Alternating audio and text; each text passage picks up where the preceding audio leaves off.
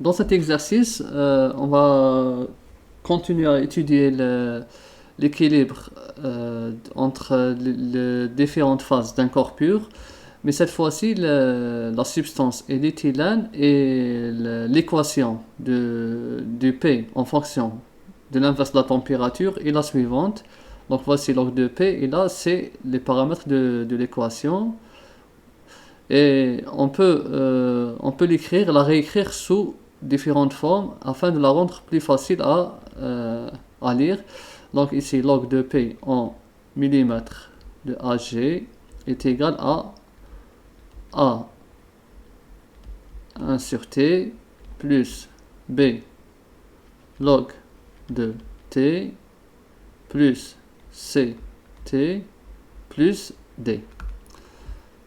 Là, si on fait la comparaison avec l'exercice précédent, on voit qu'elle est différente, cette équation. Pourquoi elle est différente? Parce que déjà, on a le log de t et on a le t. Dans l'équation précédente, dans l'exercice 1 par exemple, on avait ça. Log de p est égal à, on va dire, a plus b 1 sur t. Donc là, c'est différent. Pourquoi cette équation s'écrit de cette façon et cette équation elle est comme ça?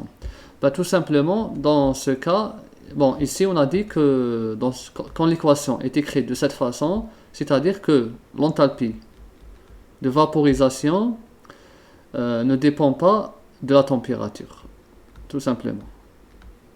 Ne dépend pas de la différence de température. Là, on admet que delta H, ici, delta HV, ou bien l'enthalpie de vaporisation, est indépendante de la différence de température.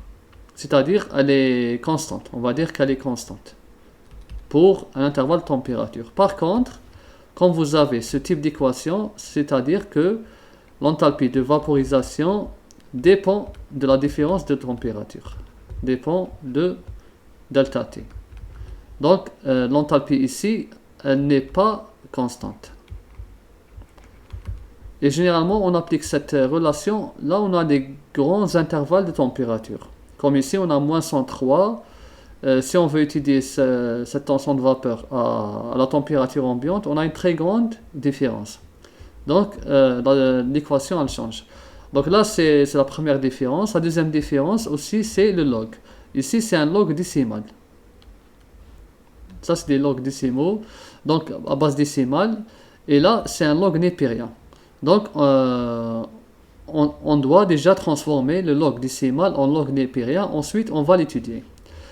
Comment on sait que log népérien x sur le log de 10 est égal au log décimal x. Donc, log népérien x est égal log. Bon, là, c'est log népérien 10 fois log décimal x et ça donne 2,3 log décimal x. Donc, qu'est-ce qu'on va faire? On va multiplier cette équation par 2,3 afin de convertir de log en log népérien.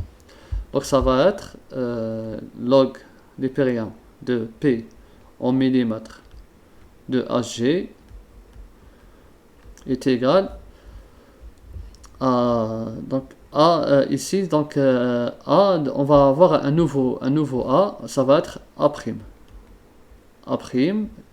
Bon, A' 1 sur T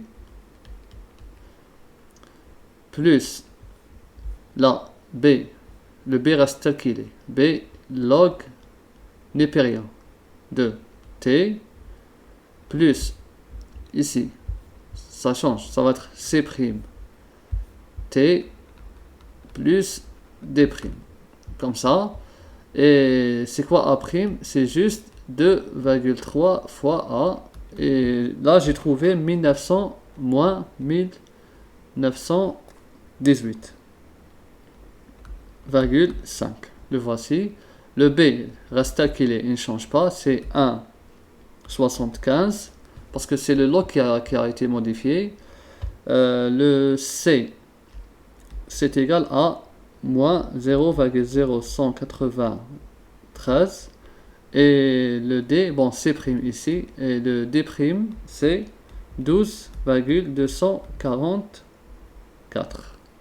Voici les paramètres de cette fonction, ou bien de cette équation, de la pression en millimètres Ag en fonction de la température. Voici les paramètres.